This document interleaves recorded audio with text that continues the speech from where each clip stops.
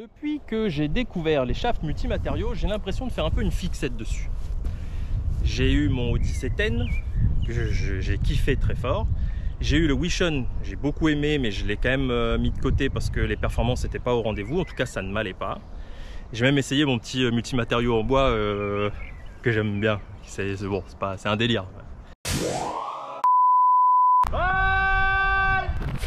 Le shaft Stroke Lab qui était sur mon Odyssey 10 est pour moi le mieux de ce que j'ai pu essayer en multimatériaux aujourd'hui. J'en ai quand même essayé 3-4. J'aime beaucoup. Par contre, je n'ai pas aimé, et ça je le savais pas avant, la tête en maillet. J'ai toujours joué du maillet pourtant jusqu'à présent, mais la tête toute noire avec la ligne bien droite, contrairement au D. Chrisman, hein, je vous laisse aller voir la vidéo sur le multimatériau où le mec décide de faire des traits pas perpendiculaires. Grosse tête, trait tout noir.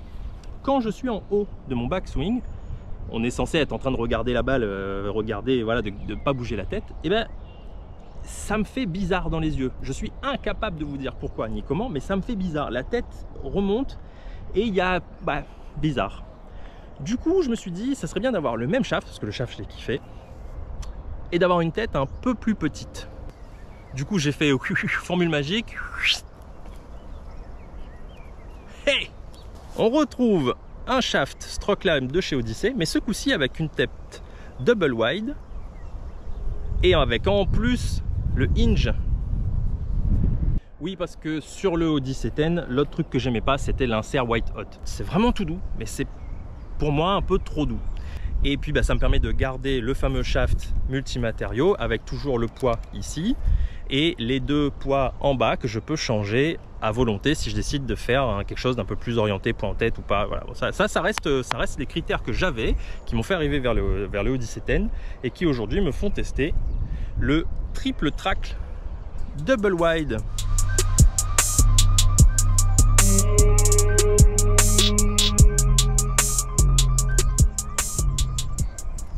Oh, il y a une petite pochette qui est jolie. Instant ASMR.